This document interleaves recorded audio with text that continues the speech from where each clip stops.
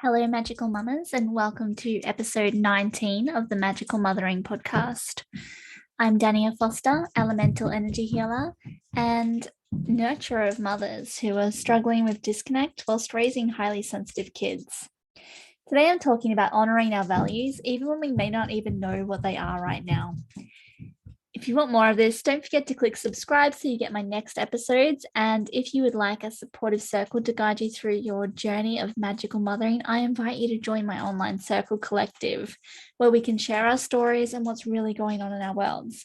You can find that at daniafoster.com/circle. And you can see all of my episode notes at daniafoster.com/blog/episode 19. And if you would like a more intimate container to work with me on becoming the grounded guide that your child chose you to be, please send me an email at dania@daniafoster.com. I'd love to be your guide for your own magical motherhood journey. So let's get into it. My first question to new clients is something along the lines of, tell me about your values and what's important to you. So often this question can leave my clients speechless, as at the depths of their disconnect, they've lost touch with what the fundamental elements that they hold dear actually are. You want to be sure of yourself, you want to know what you want to have confidence in how you're showing up in your life. This initiation into motherhood often leaves the old version of ourselves behind. It no longer fits, right? Well, we're left struggling and finding our feet in our new stage of self. I talk about my experience in the book that we have just published, Mother's Circle. It was released this week. So if you're relating to this, you should go pre-order your copy so that you can get the full story. So I got wrapped up in society's values. It was a web that I thought I needed to fit into. Of course I did. It was all I had ever been surrounded by and all I ever knew to be real. But it was really strangling me. I plummeted into this deepest despair and about how painful it was to not fit into the world that I knew. And I began to start to see snippets of the world that I wanted to belong to instead. You know, those wishes that you get. I wish it was more like this. I wish I could have a surrounding community that was like this. As I unleashed myself from the expectations of fitting into the other values of other people's value systems, I was able to divine my own honor code. We often get lost in all of the should be doings and must be doings, all the not being enough of this and doing too much of that we forget that we are individual beings with individual values. Especially as the nurturers of the new generation, we are cycle breakers and confronting changing systems head on. The honor codes that we were brought up adhering to may not align, and they don't align with so many mothers of today. The children of now will rebel against them, especially if we push them.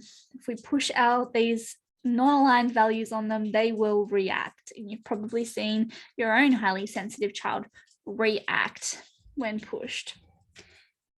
So from my own experiences, I've gathered that this is where we encounter our conflict.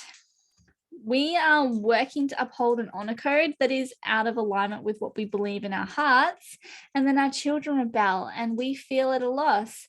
We feel, must be doing something wrong. Am I getting it wrong? Perhaps there's something wrong with this child. Why won't they just comply and do as they're told, like we had to do when we were kids?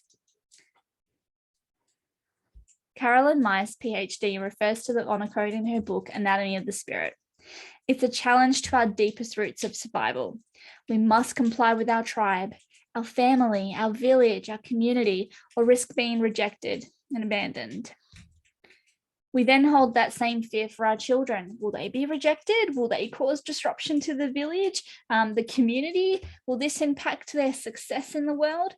Whether you're thinking that out loud and having those conscious thoughts, whether that's an internal process that is slowly moving to the surface. Everybody's different and at different stages.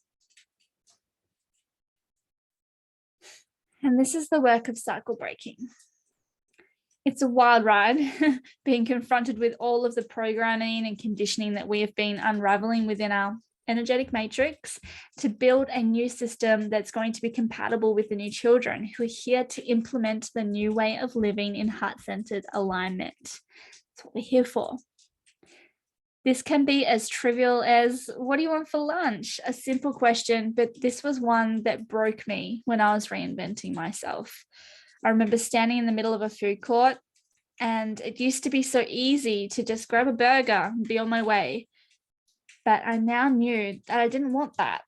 But what did I want instead? It can be almost laughable now. I remember my husband staring at me in disbelief that I was melting down over not knowing what I wanted to eat.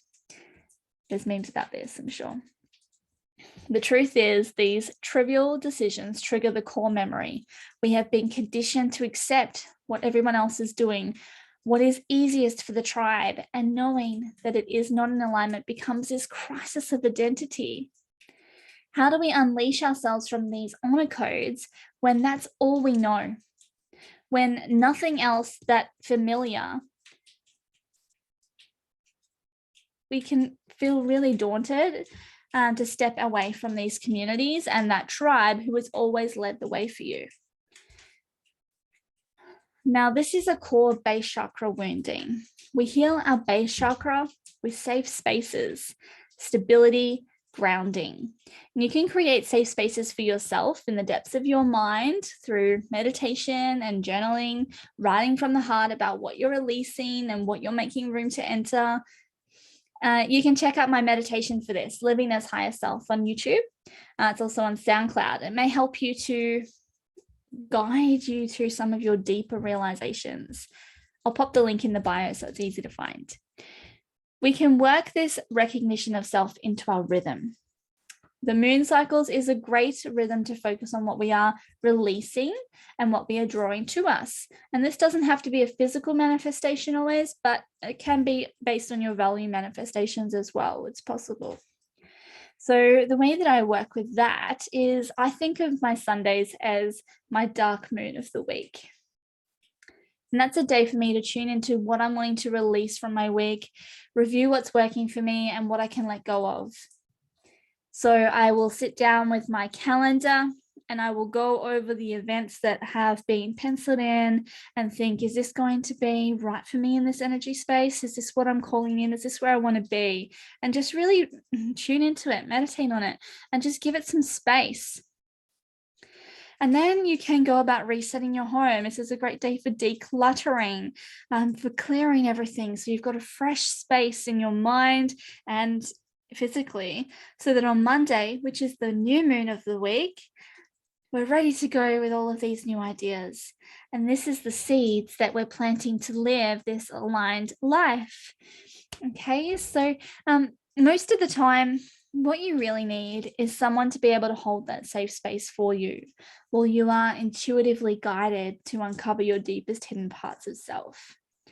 To have another human, another mother, really see you and love you without judgment. That can really bring you the validation that you're seeking to trust yourself fully. In my work with women, we are unleashing the old honor codes and integrating a new value system based on heart-aligned integrity. And I offer this in circle space, in full moon and new moon women's circles, and in private mentorships and healings.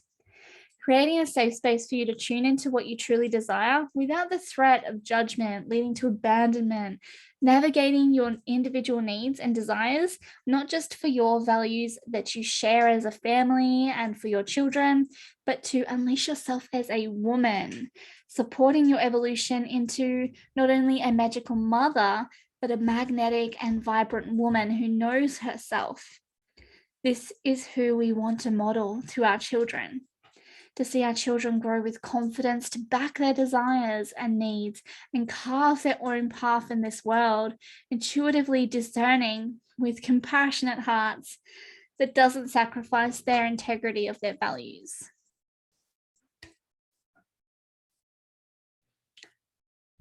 Thank you so much for joining me for today's episode. I'm Dania Foster, Elemental Energy Healer, for this Magical Mothering podcast. And if you would like to know more, please come visit my website, daniafoster.com. And the invitation stands for you to come circle with me in our online magical mothering new moon and full moon circles. There's one on Saturday. Lots of love to you on your journey.